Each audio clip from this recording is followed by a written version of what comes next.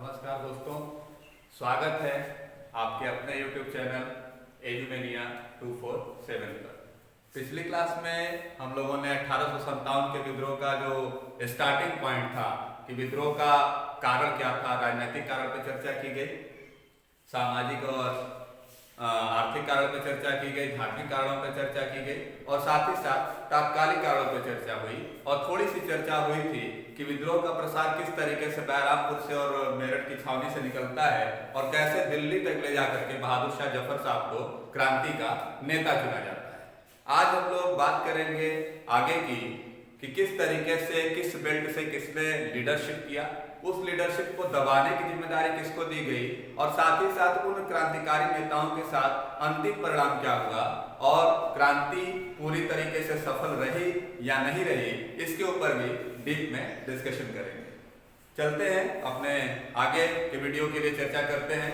तो यहाँ पे मैंने पूरा का पूरा चार्ट बना दिया है कि कहाँ से, कौन से स्थान से किसने लीडरशिप किया और किसने उस पूरे नेतृत्व को दबाया था। यानी एक बात हम लोग करेंगे स्थान की, एक बात करेंगे हम लोग नेतृत्वकर्ता की और एक बात करेंगे हम लोग दमनकर्ता की। आते हैं एक एक पॉइंट पे डिस्कशन करते हैं कि एक एक पॉइंट पे क्या होता है।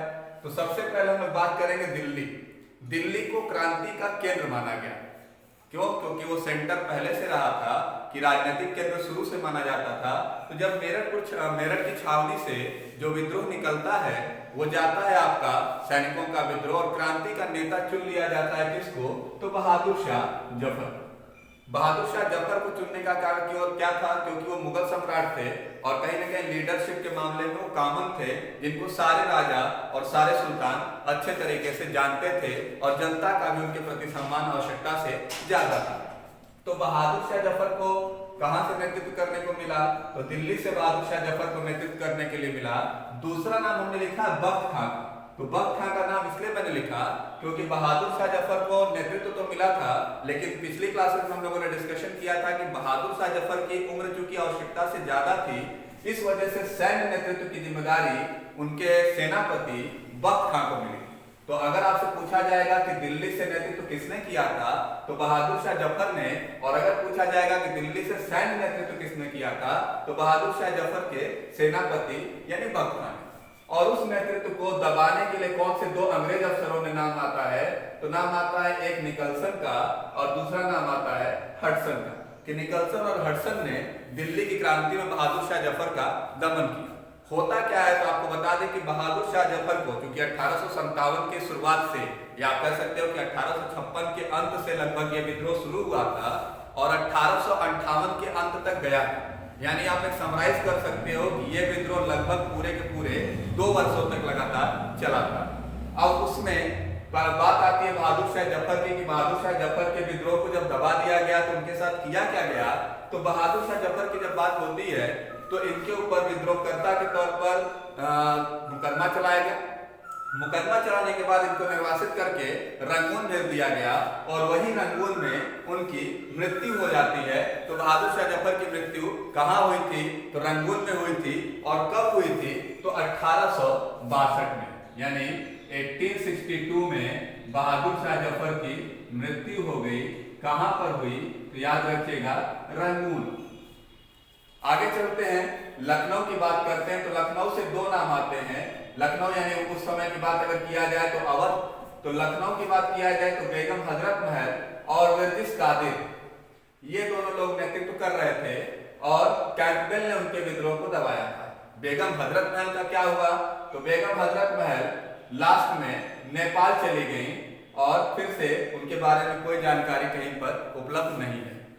आगे चलते हैं, झांसी। तो झांसी में सबको पता होगा कि रानी लक्ष्मीबाई वीरतापूर्वक लड़ी और शहीद हुई युद्ध के दौरान ही। और उनके विद्रोहकर्ता, दमनकर्ता के तौर पर कौन था? तो दमनकर्ता के तौर पर था जनरल फिरोज। यानी रानी लक्ष्मीबाई की मृत्यु हुई थी, ये शहीद हुई थी युद्ध के दौरान। कानपुर में चला जाए तो कानपुर में नाना साहब, इनकी चर्चा पिछली क्लास में मैंने किया था कि नाना साहब जो थे वो पेशवा बाजीराव के दत्तक पुत्र थे और साथ ही साथ उनके करीबी तात्या टोपे, जिन्होंने सैन्य नेतृत्व भी किया था, झांसी से भी किया था, ग्वालियर से भी किया था और साथ साथ कानपुर से भी किया था। तो नाना साहब यानी दुंदुपन, कि नाना साहब की जब बात करोगे तो इन्होंने कानपुर से नेतृत्व किया था और इनके नेतृत्व को दबाने की जो जिम्मेदारी थी वो कैंपबेल की थी। यानी दमनकर्ता कौन था? तो दमनकर्ता आपका कैंपबेल था। इलाहाबाद की जब आप बात करोगे तो लियाकत अली के विद्रोह को दबाया था किसने? तो कर्नल नील ने। सबसे ज्यादा चर्चा में जो नाम आता है फैजाबाद यानी अहमदुल्लाह। ये नाम इसलिए मैं चर्चा में ला रहा हूं क्योंकि अंग्रेज अहमदुल्लाह से इतने ज्यादा परेशान थे कि अहमदुल्लाह के ऊपर उन्होंने उस समय 50,000 रुपए का इनाम रख दिया था। लास्ट में उनके विद्रोह को दबाया किसने? तो कर्नल नील। इलाहाबाद में लियाकत अली के विद्रोह को भी कर्नल नील ने दबाया था, अहमदुल्लाह के नेतृत्व को भी कर्नल नील ने दबाया था। जगदीशपुर की बात किया जाए तो जगदीशपुर से कुंवर सिंह और अमर सिंह जो एक अच्छे जमींदार के तौर पर जाने जाते थे, इनके बारे में भी आपने कहानियां पढ़ी होंगी कि इन्होंने अपना हाथ काट करके और नदी में फेंक दिया था। यानी ये भी युद्ध के दौरान शहीद हुए थे। और था कौन? तो दो उनका नाम आता है, जनरल्स का नाम आता है, एक विलियम टेलर और दूसरा Vincent Eyre. William Taylor, Vincent Eyre. Bareilly से नाम आता है खान बहादुर खां का और उनके विद्रोह को दबाया था किसने? तो विंसेंट आयर ने। और लास्ट नाम आता है आपका फतेहपुर, वहां से नेतृत्व किया था अजीमुल्लाह ने और उस विद्रोह को दबाया किसने था? तो जनरल रेनाल्ड ने। कुछ नाम आपको याद रखने होंगे जिसमें से एक कॉमन नाम आपको दिख रहा होगा कैंपबेल। कैंपबेल दो जगहों पे था, लखनऊ में भी था और कानपुर में भी था। यानी बेगम हजरत महल, नाना साहब, तात्या टोपे और उनके नेतृत्व को दबाने वाला कौन था? तो वो था आपका कैंपबेल। फिर आपका नाम दो जगहों पर आ रहा है कर्नल नील का। तो कर्नल नील इलाहाबाद और फैजाबाद यानी लियाकत अली और अहमदुल्लाह।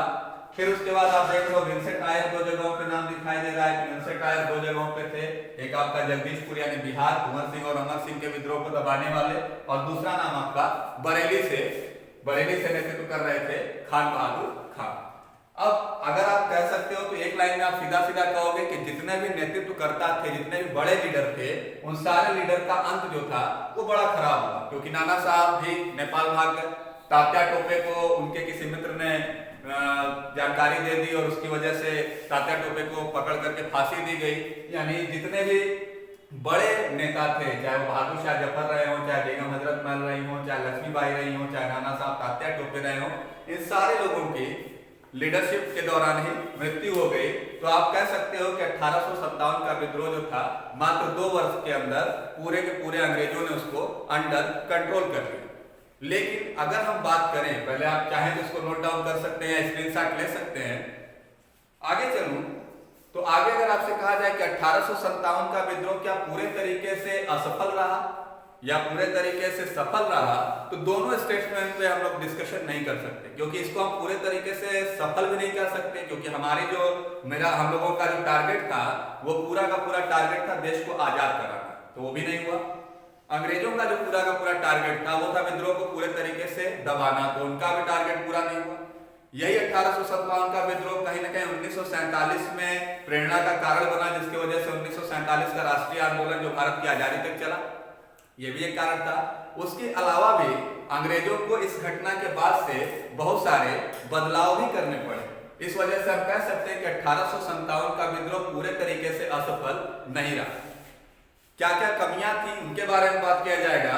पहले हम लोग बात कर लेते हैं कि वो भी कौन से लोग थे जिन्होंने इस विद्रोह में भाग नहीं लिया था। यानी कुछ ऐसे भी शासक थे जिन्होंने 1857 के विद्रोह में या तो न्यूट्रल रह गए थे और या तो फिर अंग्रेजों की तरफ से वर्कआउट करना शुरू कर दिया था। उनमें सबसे पहला जो नाम निकल करके आता है, तो वो नाम निकल करके आता है आपका, लिख लेते हैं यहां पर, भाग नहीं लेने वाले शासक।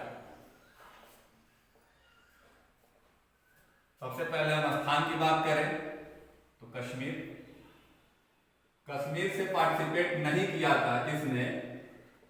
तो वो थे गुलाब सिंह, जो कश्मीर के तात्कालिक राजा थे, उन्होंने पार्टिसिपेट नहीं किया था। दूसरा नाम आता है आपका हैदराबाद से थे वर्तमान शासक वहां के, वो थे आपके सालार जंग। कश्मीर से गुलाब सिंह और हैदराबाद से सालार जंग। अगला नाम आता है नेपाल से। नेपाल भी उस समय भारत का ही भाग था, तो नेपाल से पार्टिसिपेट नहीं किया था किसने? तो वो थे जंग बहादुर।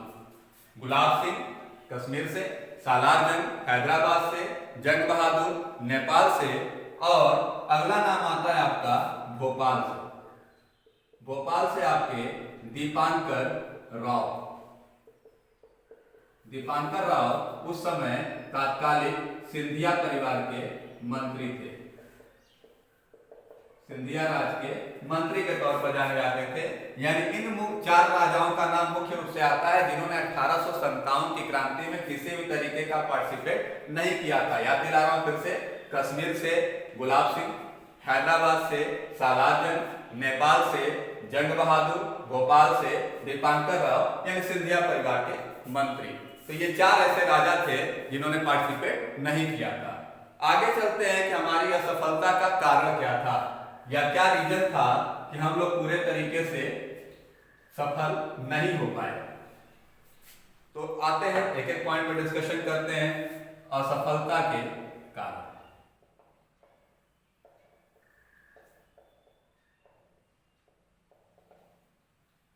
सबसे पहला पॉइंट गड़बड़ी कहां थी, तो पहला पॉइंट आता है आपका नेतृत्व की कमी, यानी लीडरशिप हमारे पास नहीं थी।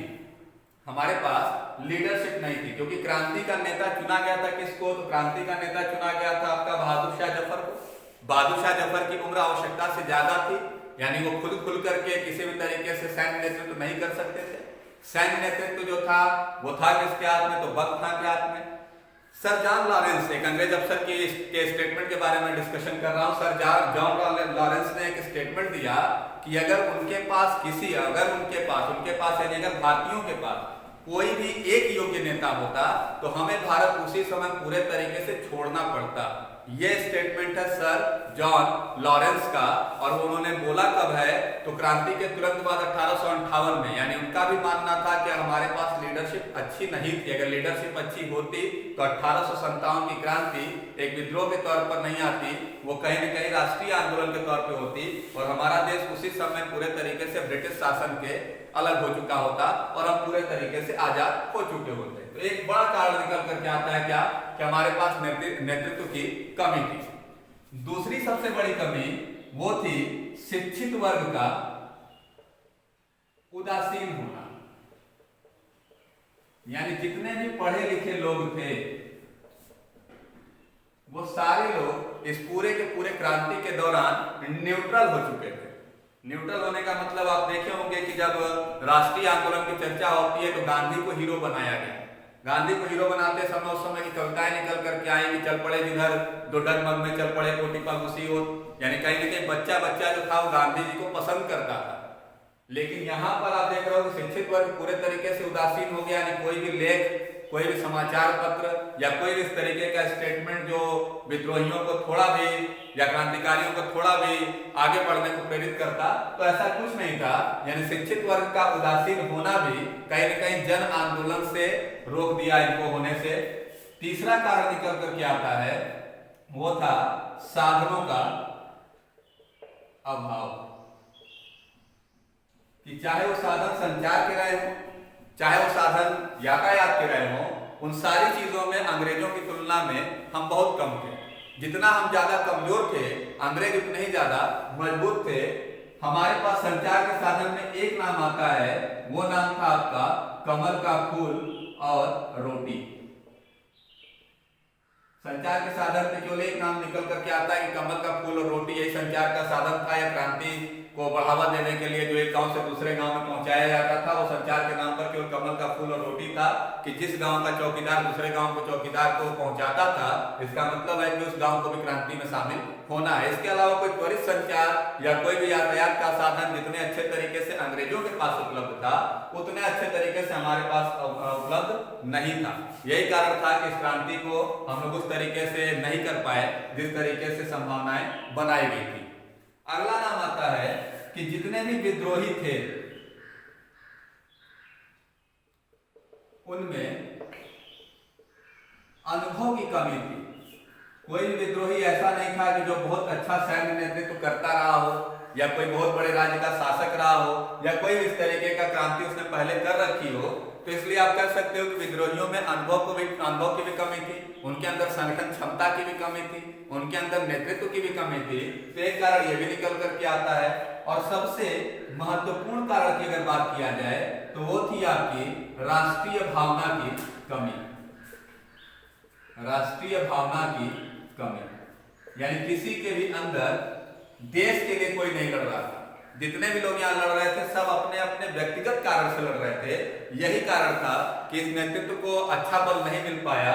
कारण क्या था? जैसे अब आप अगर नाम सुनते हो बहादुर शाह जफर या बख्त खां का, तो बहादुर शाह जफर का अपना व्यक्तिगत कारण था कि उनके साथ डलहौजी ने खराब व्यवहार किया था या उनकी पेंशन को बंद कर दिया गया था या उनको लाल किले से निकाल करके कुतुब मीनार में रख दिया गया था।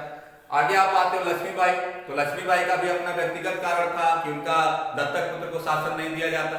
बेगम हजरत महल के साथ यही था कि उनके पुत्र को नहीं दिया जा रहा था। नाना साहब तात्या टोपे के साथ यही था कि दत्तक पुत्र होने के नाते पेंशन बंद कर दी गई थी। तो देखेंगे तो कोई भी ऐसा नेतृत्व करता नहीं था जो देश के लिए लड़ा। जितने भी नेतृत्व करता थे वो कहीं न कहीं व्यक्तिगत हितों की सुरक्षा के लिए इस आंदोलन में कूदे थे और यही कारण था कि आंदोलन पूरे तरीके से सफल नहीं हो पाया था। मैं फिर से आ रहा हूं असफलता के कारण पे। पहला कारण मैंने बताया नेतृत्व की कमी, लीडरशिप कमजोर था। दूसरा था कि जितना भी एजुकेटेड एरा था वो सारे के सारे न्यूट्रल हो चुके थे, यानी शिक्षित वर्ग का उदासीन होना। तीसरा नाम आता है साधनों का अभाव। साधन के नाम पर हमारे पास केवल कमल और का फूल और रोटी था।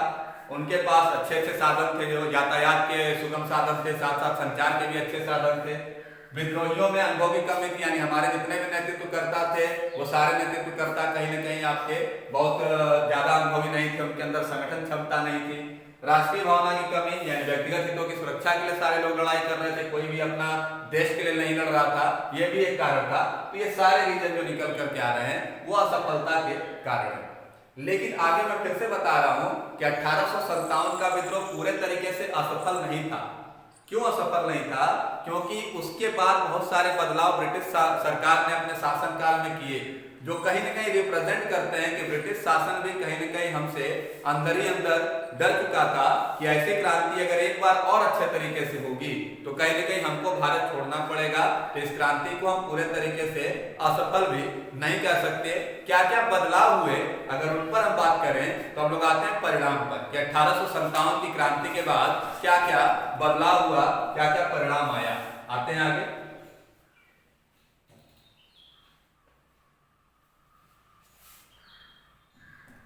परिणाम, अगर आप परिणाम पर अगर आओगे तो सबसे पहली घटना तो यह घटी कि ब्रिटिश संसद में कानून पास किया गया और सीधे सीधे कह दिया गया कि भारत सरकार के अंदर, भारत के अंदर जो ब्रिटिश की ईस्ट इंडिया कंपनी का जो शासन है वो पूरे तरीके से खत्म कर दिया जाए। और ऐसा हुआ था तो अगस्त 1858 में कंपनी शासन खत्म हो चुका, यानी अब कंपनी को काम करने की अनुमति नहीं थी। दो नाम आएंगे, पहला था ब्रिटिश शासन या ब्रिटिश सरकार, लेकिन इसके बाद नाम को बदला गया और कहा गया ब्रिटिश शासक का अधिकार होगा। यानी अगस्त 1858 में ईस्ट इंडिया कंपनी का जो नियम कानून जो हमारे भारतवर्ष के अंदर चलता था वो पूरे तरीके से खत्म कर दिया गया और एक नया शासन आया और कह दिया गया कि ये पूरे तरीके से अधीन होगी किसकी? तो अंग्रेजों का जो मुखिया होगा, यानी ब्रिटेन का जो महाराजा या महारानी होगा उसके अधीन कर दिया गया। यानी आप सीधे कह सकते हो कि पूरे भारत पर ब्रिटिश शासक का नियंत्रण। और ब्रिटिश शासक था कौन उस समय? तो महारानी विक्टोरिया, यानी वो खुद से डायरेक्ट आकर के शासन संभालने लगी। यानी ईस्ट इंडिया कंपनी शासन का खत्म हुआ और ब्रिटिश शासक का नियंत्रण शुरू हो गया। तीसरा एक नाम आया कि पहले जो पद चलता था वो पद था आपका गवर्नर जनरल, लेकिन इस गवर्नर जनरल को बदल करके एक नया नाम दिया गया वायसराय। वायसराय क्या था? तो वायसराय को माना जाता था ब्रिटिश क्राउन का प्रतिनिधि। गवर्नर जनरल को अधिकार था, जैसे आपने पीछे देखा कि डलहौजी ने खराब व्यवहार किया, या जितने भी उस समय के गवर्नर जनरल थे उन्होंने अपने हिसाब से नियम कानून बनाए, लेकिन इसको पूरे तरीके से अधिकार को छीन लिया गया और एक नाम दिया गया वायसराय, यानी कि आप केवल प्रतिनिधि के तौर पर काम करेंगे, यानी जो फैसला ब्रिटिश क्राउन लेगी यानी महारानी विक्टोरिया लेंगी, उसी फैसले को आप जनता के ऊपर लागू कर सकते हैं। अपने मन से आप कोई भी डिसीजन नहीं ले सकते, यानी आप कह सकते हो कि गवर्नर जनरल जो थे उनको खत्म कर दिया गया, उनके पद को खत्म कर दिया गया और वायसराय के पद को ला दिया गया। अगला एक नाम निकल करके आता है, वो था आपका जनपद सेवा अधिनियम। जनपद सेवा अधिनियम ये पास हुआ आपका 1861 में, 1861 में पास किया गया और उसको कहा क्या गया कि जनपद सेवा अधिनियम का मतलब क्या था, समझिएगा कि जनपद सेवा अधिनियम का मतलब था कि जो अब तक किसी भी बड़े पद पर किसी भी भारतीयों की नियुक्ति नहीं होती थी, लेकिन अब बता दिया गया कि बड़े पदों पर भी भारतीयों की नियुक्ति होगी। तो इसलिए ये नया नियम निकल कर क्या है कि भारतीयों को भी समान सम्मान मिलेगा, यानी उनको भी उतना ही सम्मान मिलेगा जितना कि अंग्रेजों को मिलता आया था। अगला नियम बताया गया कि जितने भी उच्च जाति के लोग हैं, उच्च जाति के लोगों की सेना में भर्ती बंद कर दी। विद्रोहकारी जो थे वो ज्यादातर राजपूत और ब्राह्मण जाति से आते थे, इसलिए एक और डिसीजन लिया गया कि अब कभी भी सेना में उच्च जाति के लोगों को नहीं रखा जाएगा, केवल निम्न जाति के लोगों को ही सेना के अंदर रखा जाएगा ताकि विद्रोह को आसानी से दबाया जा सके। अगला कारण निकल करके आया क्या, तो एक था आपका मुगल साम्राज्य का अंत, कि बहादुर शाह जफर अंतिम शासक के तौर पर माने जाते हैं, उनको रंगून निर्वासित कर दिया गया और वहीं पर उनकी मृत्यु हो गई। नतीजा क्या हुआ कि मुगल साम्राज्य पूरे तरीके से आपका खत्म हो गया 1857 के बाद से। तो मुगल साम्राज्य का अंत भी एक परिणाम माना जाता है 1857 की क्रांति का। और एक नाम निकल करके आता है आपका सामंतवादी परंपरा। सामंतवादी परंपरा का अंत, यानी जमींदारी प्रथा और सामंतवादी परंपरा जो थी वो 1857 के बाद से खत्म हो गई। अब उस तरीके की कोई परंपरा नहीं, यानी इस पूरे के पूरे को आप कह सकते हो कि ये क्रांति का परिणाम था। फिर से बोल रहा हूं, अगस्त 1858 में एक बिल पास किया गया कि कंपनी के शासन को पूरे तरीके से खत्म कर दिया जाए, ब्रिटिश शासक का नियंत्रण स्थापित कर दिया गया, विक्टोरिया जी आ गई, गवर्नर जनरल के पद को बदल करके वायसराय कर दिया गया। वायसराय जो था वो ब्रिटिश क्राउन का प्रतिनिधि था। जनपद सेवा अधिनियम ला दिया गया 1861 में ताकि भारतीय भी उच्च पदों पर जाकर के आसीन हो सके। जनपद सेवा अधिनियम के बाद उच्च जाति के लोगों की सेना में भर्ती बंद हो गई, यानी कि सेना में उच्च जाति के लोग नहीं रखे जाएंगे, ऐसा डिसीजन भी निकल करके आया। मुगल साम्राज्य का अंत भी कर दिया गया, यानी कि बहादुर शाह जफर के बाद मुगल साम्राज्य खत्म हो गया। उसके अलावा सामंतवादी परंपरा का अंत हो गया, यानी कि सामंतवादी परंपरा भी नहीं हुई। कुछ किताबों की बात किया जाए कि जो इस क्रांति के ऊपर बनी है, तो उन किताबों की अगर बात करेंगे तो एक किताब आपकी निकल करके आई द किताबें, द ग्रेट रिबेलियन। ये किताब है जिसके अंदर 1857 की क्रांति में विद्रोहियों के बारे में खूब जम करके चर्चा हुई है। और इस किताब को लिखने वाले कौन हैं, तो लिखने वाले हैं Ashok Mehta. The great rebellion, the great rebellion. दूसरा नाम आता है 1857। यह भी एक किताब है जिसके अंदर 1857 की क्रांति पूरे तरीके से चर्चा हुई है। और इसको लिखने वाले कौन हैं, तो लिखने वाले हैं एस.एन. सेन साहब। एस.एन. सेन साहब ने इसके बारे में पूरी चर्चा की 1857 में। फिर उसके बाद जब आप आगे आएंगे तो एक किताब और आती है रिबेलियन 1857। रिबेलियन 1857। ये किताब लिखी है किसने, तो ये किताब लिखी पी.सी. जोशी ने। ध्यान दीजिएगा, 3 किताबों का नाम लिया है, the great rebellion Ashok Mehta, 1857 SN. Sen और रिबेलियन 1857, ये लिखी है किसने? तो पीसी जोशी ने। और एक बहुत बड़ी किताब निकल करके आती है आपकी causes of the Indian revolt, causes of the Indian revolt, causes of the Indian revolt. ये किताब जो थी इसके अंदर कारण बताया गया है, नाम से ही आपको पता चल जाता होगा। और ये किताब लिखी किसने? तो ये किताब लिखी सैयद अहमद खान साहब।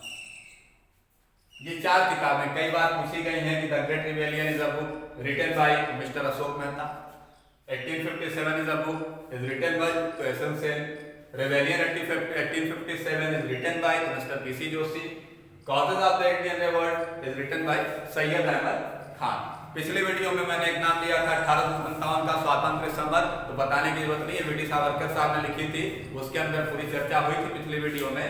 तो ये पूरा का पूरा 1857 मैंने 2 पार्ट में खत्म किया है। अब इससे आने वाले जो भी क्वेश्चन होंगे उन सारे क्वेश्चन को आप लगा करके देखिएगा। मैं ये जिम्मेदारी लेता हूं कि कोई भी क्वेश्चन इसके अलावा नहीं पूछे जाते हैं। इसी तरीके से आगे और वीडियो लेकर के आपके बीच में आऊंगा और बहुत सारे डेप्थ नॉलेज के साथ आपके बीच में आऊंगा। तो हमारे साथ बने रहिए हमारे चैनल पर एजुमेनिया 247। लाइक करिए, सब्सक्राइब करिए, शेयर करिए और साथ साथ बेल आइकन भी जरूर दबाइएगा ताकि आने वाली नई वीडियोस के साथ हम लोग आपके बीच में आ सके। हमारा साथ देने के लिए धन्यवाद।